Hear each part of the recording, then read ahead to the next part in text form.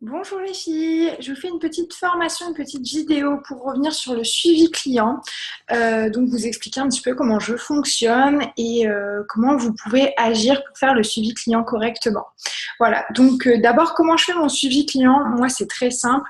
À chaque fois que je fais un nouveau client, je l'enregistre, enfin, je le note dans mon petit fichier donc, qui se présente comme ceci. Tout simplement, c'est un tableau qui comporte le nom du client, son identifiant, son mot de passe, s'il veut que j'intervienne directement sur son compte, sa date d'inscription pour pouvoir savoir où il en est dans son programme, si je dois le relancer et si oui, à quelle date.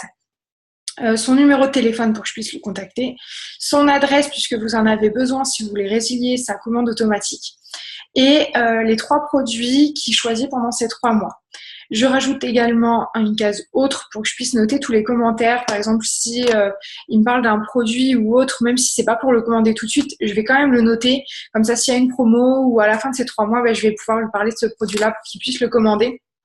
Et parfois, je note également le nom du distributeur sous lequel je place ce client-là. Ça m'évite de chercher dans tout mon arbre pour le retrouver. Voilà, donc le nom du client, l'identifiant, le mot de passe, l'inscription, le numéro de téléphone, l'adresse, les 3 produits et mes commentaires. Et puis parfois, quand c'est placé, voilà, je le marque juste sur le côté. Voilà comment je m'organise. Je les note tous. Je mets un petit coup de stabilo quand le programme de 3 mois est terminé. Ça m'évite de chercher chaque mois s'il est encore à surveiller ou pas. Ce client.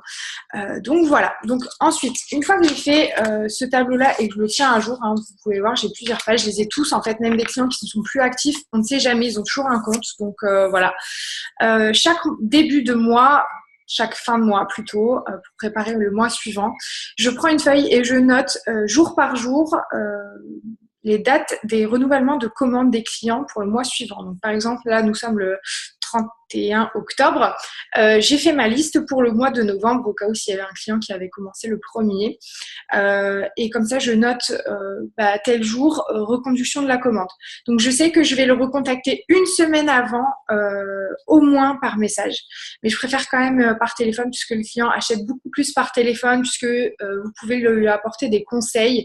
C'est-à-dire que moi, parfois, j'ai des clientes qui me disent « Ah ben, j'aimerais bien quelque chose pour ma peau, mais bon, je ne sais pas trop. » Ah bon, mais pourquoi pour ta peau? Et donc, en fait, ça engage une discussion. Déjà, là, des conseils personnalisés et puis je peux l'aiguiller vers le produit qu'il lui faut. Donc, en général, les clientes que j'ai au téléphone commandent plus de produits. Voilà, donc je les appelle une semaine avant en leur donnant une deadline qui est de 2 jours avant le renouvellement de la commande. Donc, une personne qui commande le 5, vous devez modifier sa commande ou elle doit modifier sa commande maximum le 3 du mois. Voilà. En sachant également que tous les clients que vous avez enregistrés entre le 25 et le 30-31 du mois sont renouvelés le 25 du mois suivant. Donc, faites bien attention dans votre suivi parce que vous pouvez vous tromper et du coup, la commande client sera déjà envoyée. Il n'y a plus rien à faire. Donc voilà, donc moi c'est comme ça que je procède. Je fais mon suivi, je note par jour et ensuite j'appelle une semaine avant le renouvellement de sa commande le client. Je lui demande si ça se passe bien avec les produits, si elle a des résultats, si elle veut rester sur le même, si elle veut essayer autre chose. Bref, vraiment je crée un lien, je pose pas mal de questions. Et du coup, je lui dis qu'elle a jusqu'à 2 jours avant le renouvellement de sa commande pour la modifier dans le cas où elle a besoin de réfléchir un petit peu. Voilà, comme ça, même si le client ne me recontacte pas en temps et en heure et que sa commande est renouvelée, au moins je l'ai bien eu au téléphone, je l'ai prévenu.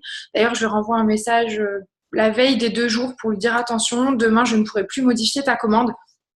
Et comme ça, ça évite des soucis. Parce que vous pourrez aussi avoir des clients qui vous diront « Ah, mais je veux modifier ma commande. » Oui, mais il est trop tard. Je t'avais dit que c'était 2 jours avant. Et au moins, il y a une trace écrite et le client ne peut rien vous dire parce que voilà. Ce que je vous conseille aussi, c'est de recommander d'avoir le mot de passe du client. Bien souvent, les clients vous disent « Non, non, mais je veux avoir mon compte, etc. » Vous donnent pas le mot de passe, mais oublient bien souvent de modifier sa commande. Et par contre, c'est vers vous qui se retourne après. Donc, moi, j'essaye d'avoir un maximum les mots de passe de mes clientes, même au cas où où, je sais qu'il y en a certaines qui gèrent leur compte, mais ça leur est déjà arrivé de m'envoyer un message en disant écoute, j'aurais pas le temps de modifier aujourd'hui, est-ce que tu peux le faire pour moi? Et du coup, ça crée encore plus de liens. Donc, je vous invite vraiment à avoir l'identifiant et le mot de passe des comptes clients. Voilà pour organiser son suivi client. Donc, bien sûr, faites-vous un agenda où vous notez vos rappels parce que sinon, on oublie toujours. Et oublier soi-même de modifier la commande d'un client, ça vous donne le droit de lui envoyer un petit chèque de remboursement parce que ce n'est pas le produit qu'elle voulait ou des explications et des excuses en bonne et due forme. Donc, vraiment, ça crée des situations un petit peu délicates. Donc, voilà.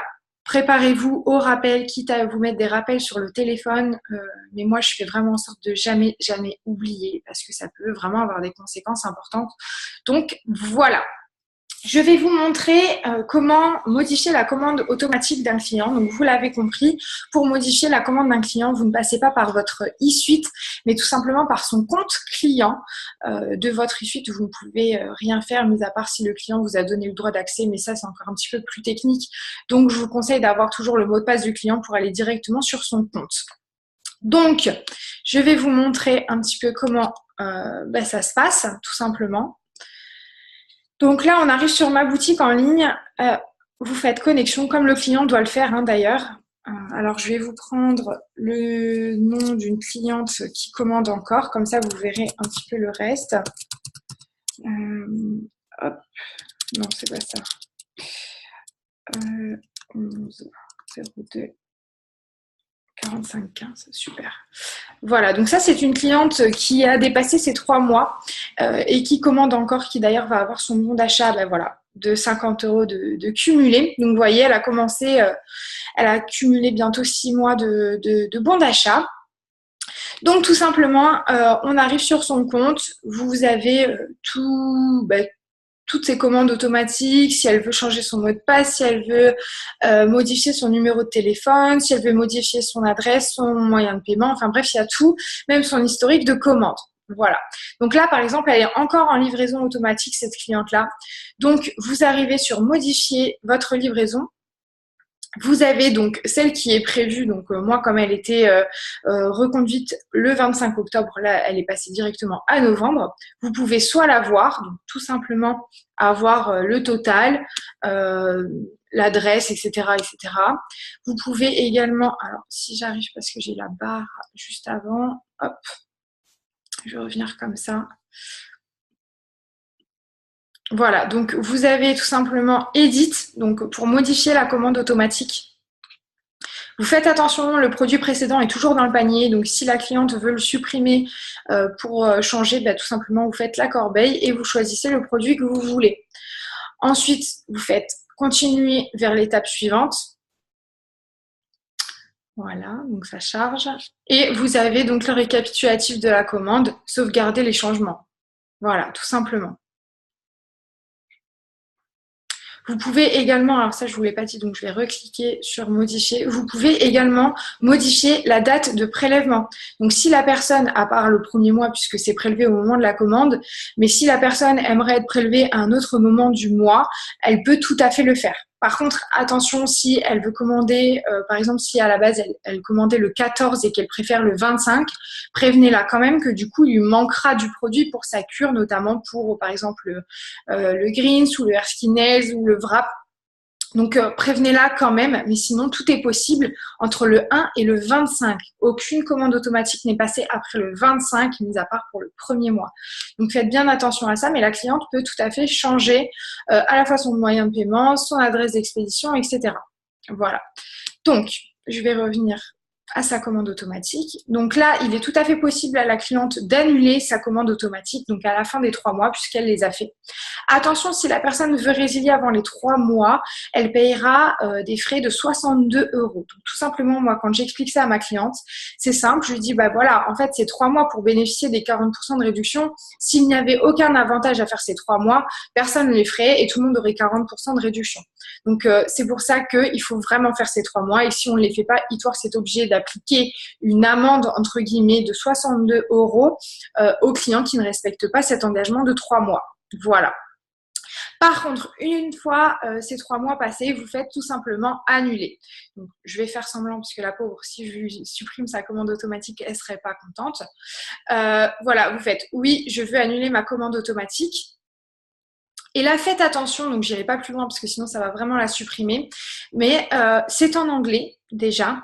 Et vous voyez qu'en fait, on a tendance à vouloir appuyer sur le gros bouton bien entouré. Sauf que ça veut dire je continue finalement ma commande automatique. Donc faites attention, je veux supprimer ma commande automatique. En général, c'est les petites lignes sur lesquelles il faut cliquer.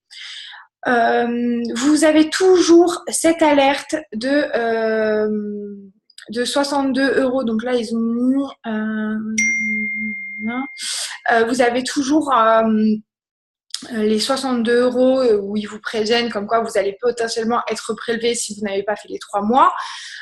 Vous avez également le rappel sur le fait qu'au bout de 6 mois, la personne qui a fait donc 6 mois de commande automatique touche un bon d'achat de 50 € en plus de ses 10% cumulés et de 150 € au bout de 12 mois. D'accord? Donc là, on parle de points PERC. Il faut savoir qu'un point PERC égale 1 €. Donc ça, j'y reviendrai juste après. Voilà, donc elle continue, vous faites bien attention et c'est à ce moment-là d'ailleurs que Eatworks va vous demander le code postal de la cliente. D'où l'intérêt d'avoir son adresse, au moins son code postal et sa ville. Voilà pour la commande automatique. Quand vous avez une cliente qui souhaite bénéficier d'une promotion mais qu'elle est encore en cours d'une commande automatique, elle ne peut pas s'en servir, elle ne peut pas se servir de sa commande automatique pour bénéficier de la promotion. Il lui suffit d'aller sur boutique en ligne et de faire une commande classique, d'accord? Voilà, et la promo ne se substitue pas à une commande automatique, mis à part pour le premier mois d'un nouveau client. Voilà, et donc les points PERC. Donc qu'est-ce que les points PERC? Tout simplement, quand vous parlez des réductions à une cliente, effectivement, la cliente a 40% de réduction à vie sur tous les produits, d'accord? Que ce soit en commande auto ou en commande classique d'ailleurs. Simplement, elle a également 10% de ses commandes en bon d'achat. Donc, une cliente qui fait 65 € de commande le premier mois, elle aura 6,5 € de bon d'achat. D'accord? Par contre, faites attention, 65 € de commande, c'est hors taxe et hors frais de port. D'accord? Donc, pour le calcul des points PERC, pas que la cliente s'imagine tout et n'importe quoi. Voilà, donc c'est à vous de lui expliquer également ce qu'il en est, mais en général, les clientes ne calculent pas d'elles-mêmes les points PERC. Voilà, donc les points PERC, ils sont affichés ici. Donc 1 €, un point PERC, enfin, un point PERC, 1 €. Donc vous voyez, cette cliente, elle a déjà cumulé 104 € de points PERC. Tout simplement, comment les utiliser? Eh bien, la cliente, elle fait une commande classique donc sur boutique en ligne. Donc on va simuler tout de suite, sans aller forcément très loin pour pas qu'elle ne se retrouve avec ça. Donc, je vais pas prendre la promo, je vais prendre le wrap pour qu'il n'y ait pas de problème. Ok, donc peu importe. Encaissement, tout simplement.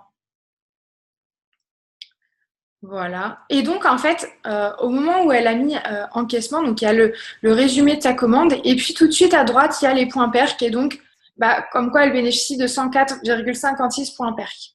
Donc, c'est à ce moment-là qu'elle va choisir le nombre de points PERC. Par contre, attention, elle ne peut pas dépasser, par exemple, 60 € qui est le prix du produit hors taxe et hors frais de port. Donc, elle peut utiliser que 60 points PERC.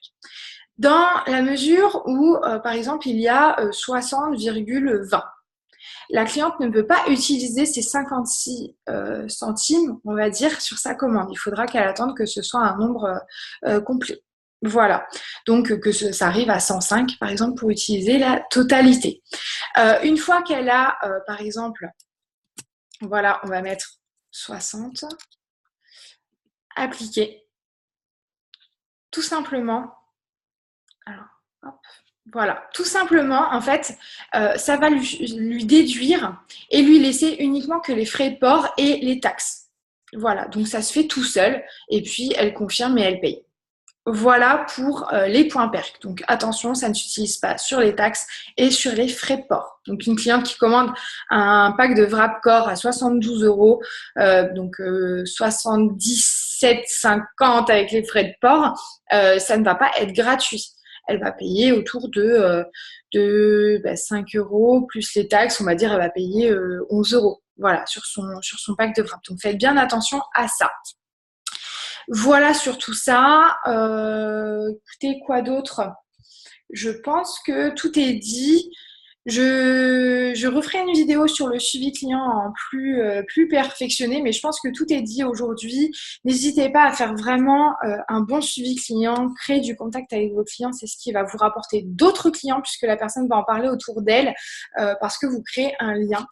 Et n'hésitez pas aussi à solliciter les professionnels qui sont devenus clients pour, par exemple, un partenariat où vous lui proposez un wrap ou faire pour ses clients ou des choses comme ça. En fait, ça crée du lien, ça crée une relation de confiance qui vont vous permettre d'évoluer grâce à vos clients existants et de ne pas en chercher toujours des nouveaux. Voilà. Donc, je vous laisse. J'espère que ça vous a bien servi et bon suivi client à tous.